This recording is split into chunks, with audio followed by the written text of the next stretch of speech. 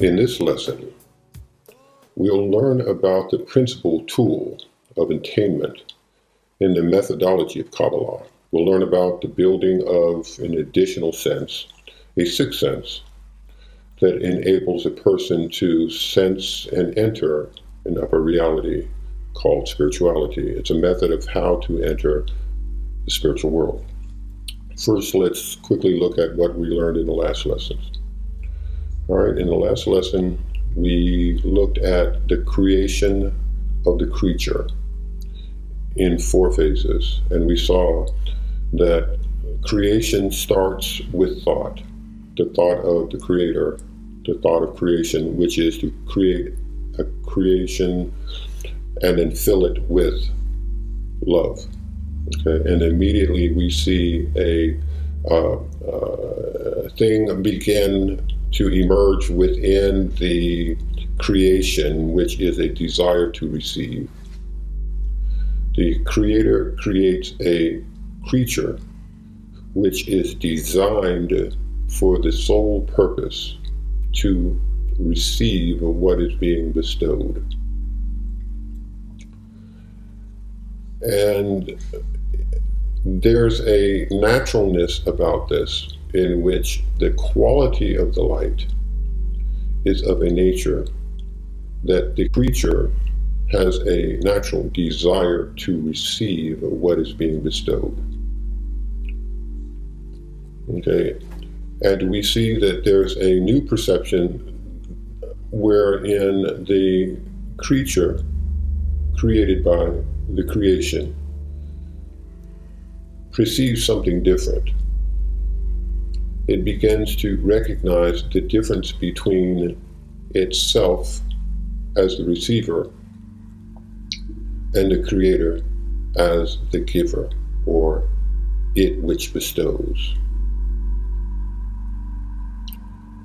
So because there is a will to receive, and that is its pure nature, and it cannot yet give because that is not the creature's nature, which is us, originally designed as pure ego, and just as a vessel to receive, and that vessel would be called a clef. This vessel, like a bowl or a cup, it's also called a cleave, as in an indention or cleavage, one might think of, or clef, like a cleft chin. An indention, a place in which things can be placed into. So this cleave is designed to receive all which the Creator is willing, which is total abundance, to bestow. And there is a decision that the creature then is able to manifest, wherein they have a choice to receive what is being bestowed or reject what is being bestowed. So it decides that it will reject the light, but in this emptiness, a new discernment requires, and it discovers that its existence depends on the reception of the light, that it cannot exist in this harsh situation without receiving, and that it must accept a portion of the light. But it decides it'll only receive a small portion because here it has a perception that the Creator, the creative force, wants it to receive. So it accepts a small portion based upon the fact that the Creator wants to bestow it, because it is the Creator's desire for it to receive. So in this dual phase, it realizes an even higher aspect of the force that created it is that it wants to fill it with extreme delight. And this next phase here, this 4th phase, is unlike the other phases up to that point. Not an action done by the Creator, but an independent desire. But this desire is not a desire for direct pleasure of the light. It realizes here at this point the statute of the Creator and wants that, and realizes that it's the receiver and how different it is from the Creator, the giver. So instead of wanting to do the doing of that, it now wants to have the equivalence of form to give, okay? The creation part. So here is where we find the creature at this point.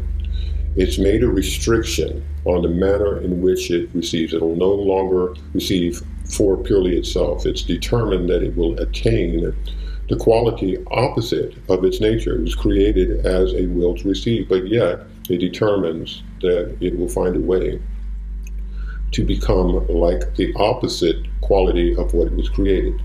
In other words, giving. So as it does this, if it can find a way to do this, then it begins to enter and build a system for itself of interaction with varying degrees of proportion between the will to receive and the will to bestow. And it rises as a result of gaining greater and greater equivalence of form, becoming more and more like that which it wants to become. It rises through a system called worlds. And these worlds are kind of interaction of the both interaction and correction of the Creator and the world as a whole. As it rises, it attains an inner quality of each of the worlds. These are Nefesh, Roh, Ishira, and the various worlds are established until such point that there is greater and greater equivalence bestowed into the creature, closer equivalence of form with the Creator itself. But it becomes an issue because it was created in the exact opposite phase as only a will to receive, because that's what we are, a will to receive. So how can we possibly become something totally opposite to our nature, even if we know now what the purpose of creation is and its role in it? It seems as if we're locked, stuck, or that there's nothing we can do because we are created in a perfect way and can only use our existence as a means of reception. But it has to use the expansion of our egoistic properties to turn ourselves into giving, the complete opposite of what we were created to be. So we found out that the 5 senses that we have naturally prevent us from sensing anything outside of the box or our consciousness. And there's a barrier that is preventing particular information from coming into the program, the box. And the ego is always saying to itself, what is in it for me, as a quality of the will to receive. And above it is altruism, the capacity to give, to bestow. And in order to have the ability to sense this, which none of the other senses can, we have to build a program that is built upon same qualities as to what is built outside of it, or a 6th sense that is built out of a quality of giving, or desire to give, or desire to bestow.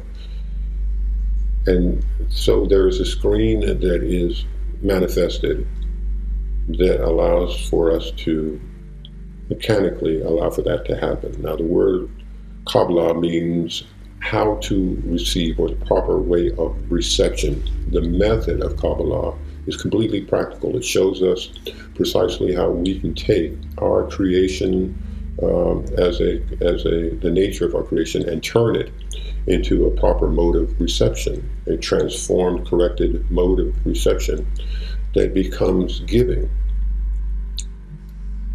All right. Now, right now, when we receive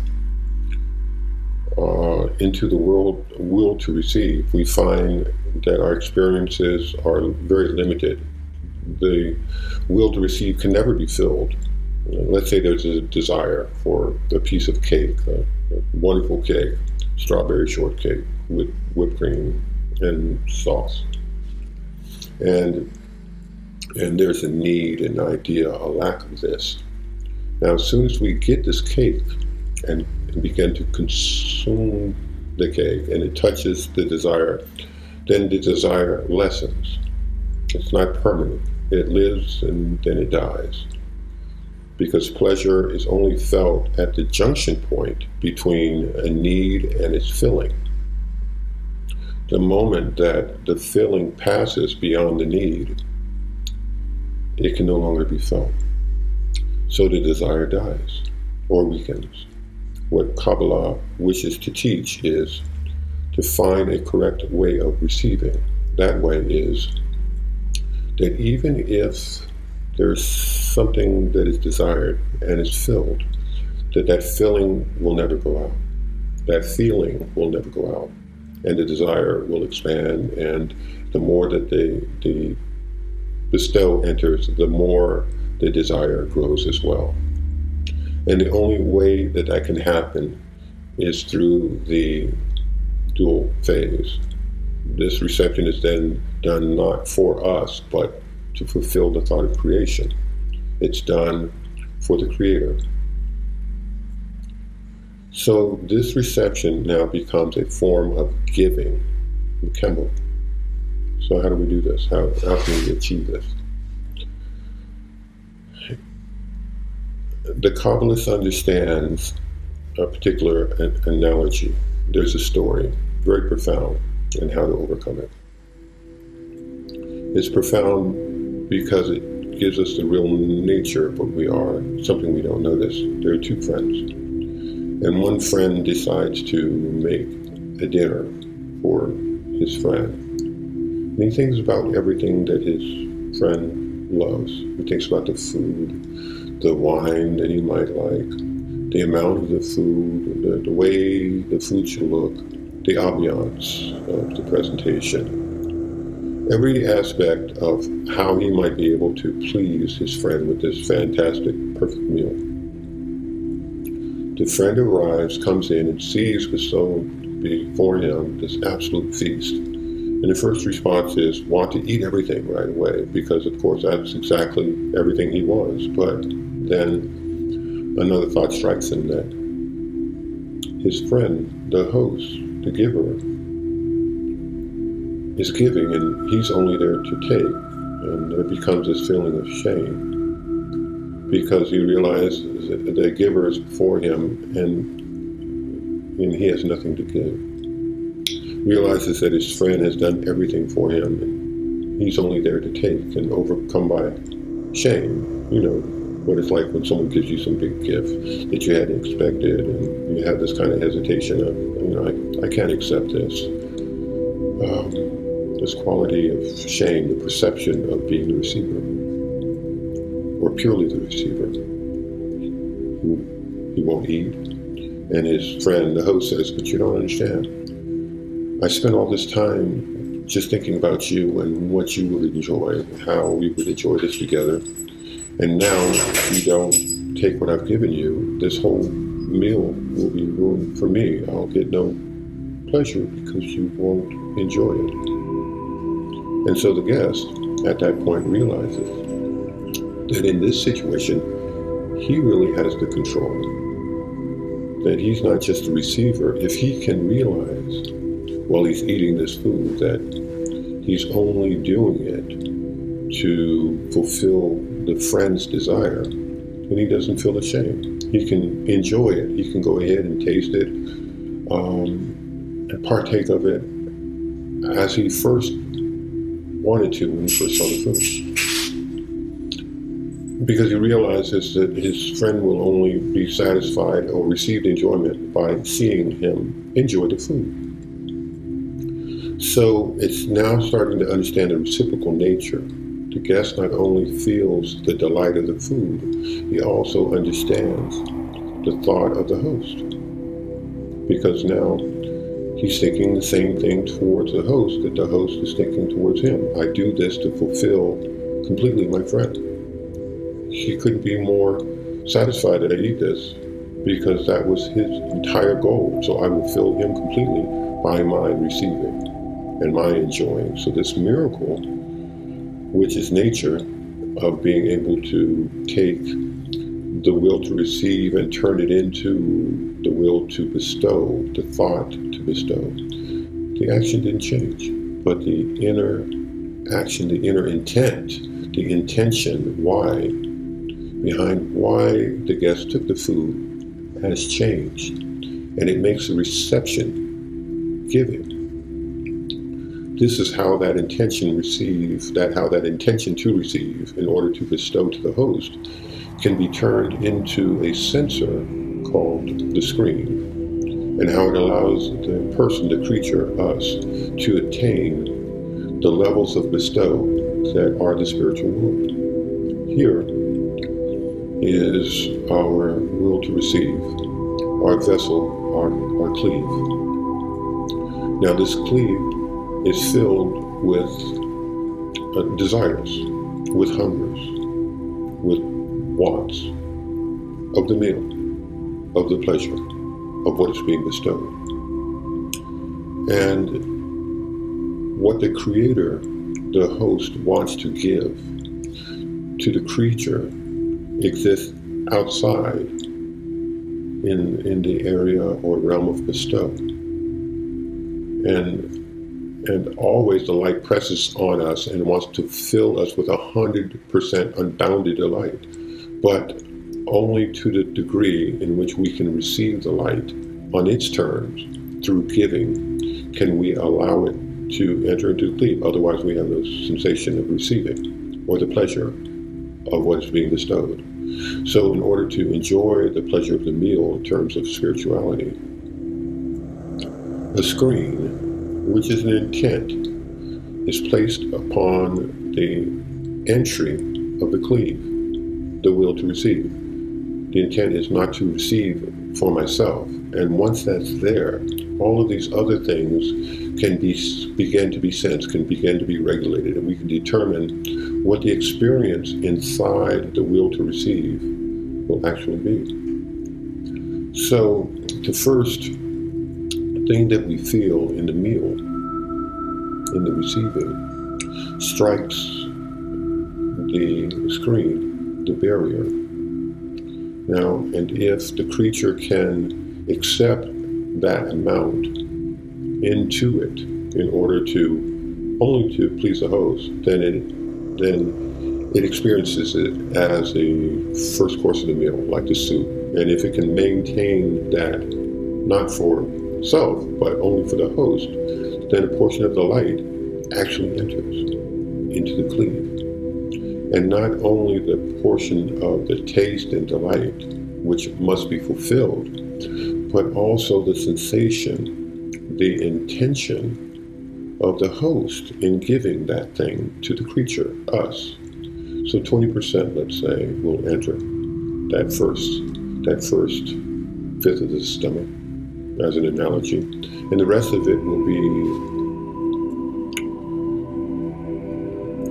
rejected, placed aside. Not that the pleasure isn't felt, it's just that a greater pleasure supersedes a smaller pleasure. The cleave is not concerned about that. The only thing that it's paid attention to at this point is the thought of the creator. So 80% will not be felt, but only 20% will be perception, perceived. Now, if a further amount can be accepted in order to fulfill the thought of the host, then 40% fills, and only 60% is then rejected or placed aside. So what happens in here is that the light of the creator, the thought, the level of attainment, of similarity within the Kli itself, within the creature, us, that part of us that becomes like the creator begins to grow, begins to expand. This is the means by which we grow a soul. The first light, the first 20%, that's the light of Nefesh, the first level of soul. Here, if this intention matches the intention on of our Creator, of giving on the second level, the Ru'of, enters the cleave. This is not just knowledge. This is not some kind of intellectual thing. This is an actual similarity of form with the Creator, that what is inside of us is a direct perception of what exists outside of us. The sixth sense now is telling us what the spiritual object actually is, not that it's super solid, but it is a thought in the Creator's intention toward all of creation. And when this continues to grow, we're at now 60% becomes filled, and only 40% is rejected or not felt. A new light enters. This light is called Neshama, and a deeper understanding of the Creator's thought, a greater similarity in terms of our hunger. We've passed the main course and accepted for value of pleasing the host until we get to dessert, let's call it, or the liqueur, okay, afterwards, and we get to the level of Chaya, which is a broader sense, and then Yahida, which is an even broader sense of fulfillment. And here, the creature has reached complete similarity of form with the Creator because it instituted its own thought of creation. It has an independent desire that does not depend on the external delights, but only on the thought of the creature to do something equal to that of the thought of the Creator. So by doing this, the creature, us, rises from below upward across all the 125 steps that are all, by the way, that are made up of phases, which are exactly this process. All of these are transmutations from what we were originally formed as. And this is called a Rosh, which is a head, and here Guf, which is body. And by having a Rosh, that means through an independent desire, the creature can now determine what the reality inside the vessel will be, the quality of their world, the quality of delight, and all this done for the good of life as a whole, not for self. Ego is then cast aside.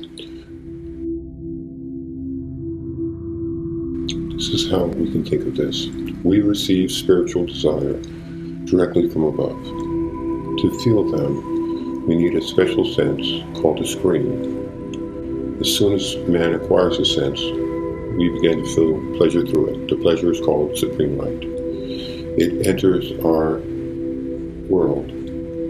The desire to possess that is called soul. The light is not felt unless we can acquire an additional sense to receive that. All elements, the light, which is pleasure, the screen, the means of perception, the soul, the receiver, are in no way connected to the physical body. Hence, it doesn't matter if man has a body or not. As man establishes a contact with the supreme light, we begin to correct ourselves so that we might be fulfilled.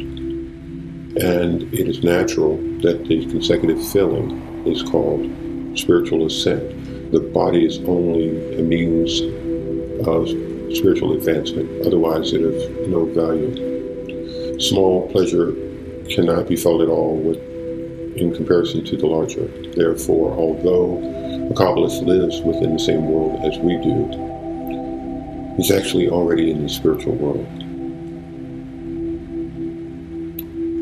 Of this world, but not.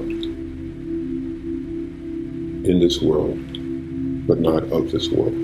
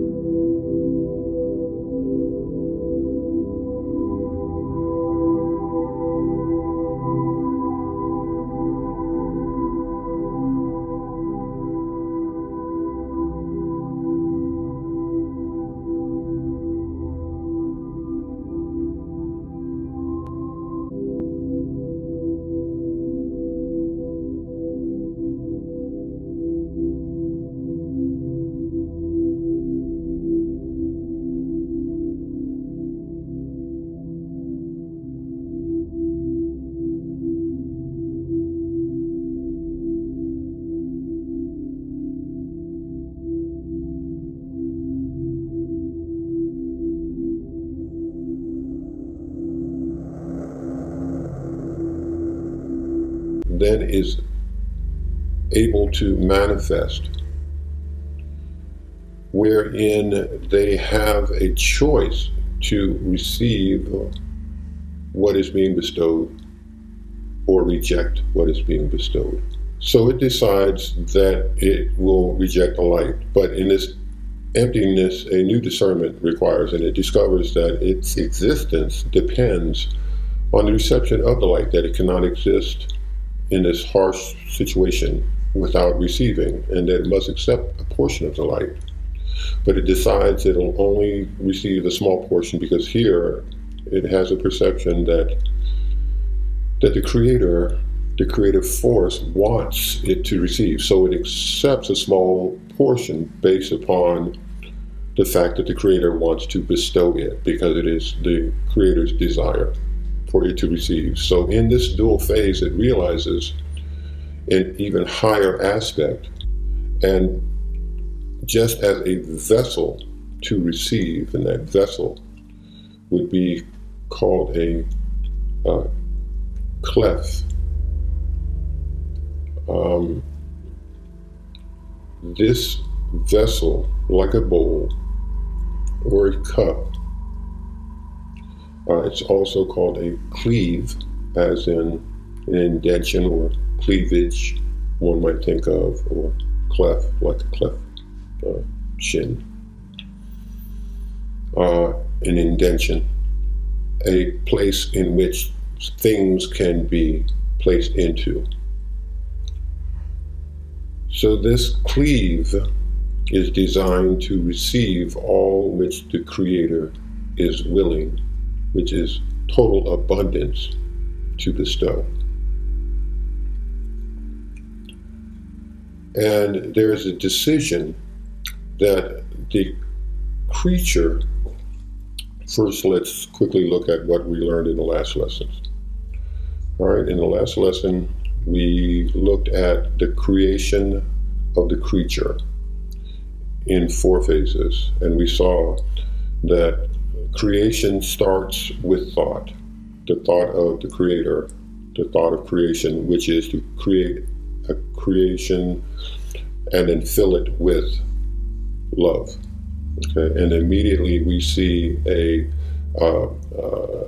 thing begin to emerge within the creation, which is a desire to receive.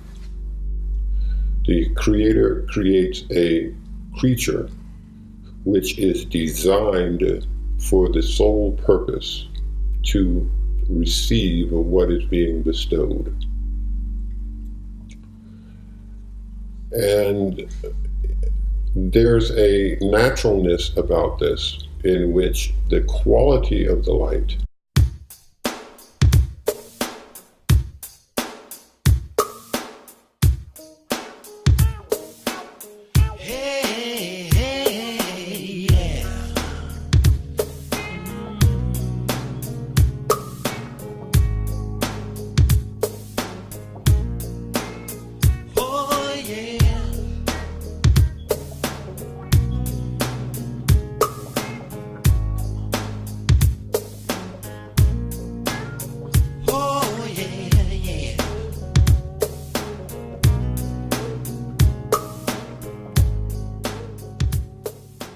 In this lesson, we'll learn about the principal tool of attainment in the methodology of Kabbalah. We'll learn about the building of an additional sense, a 6th sense, that enables a person to sense and enter an upper reality called spirituality. It's a method of how to enter the spiritual world.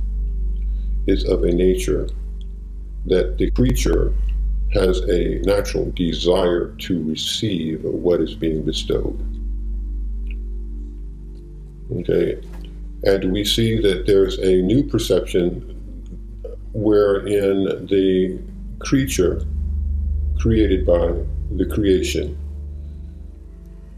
perceives something different. It begins to recognize the difference between itself as the receiver and the Creator as the giver, or it which bestows. So because there is a will to receive, and that is its pure nature, and it cannot yet give, because that is not the creature's nature, which is us, originally designed as pure ego,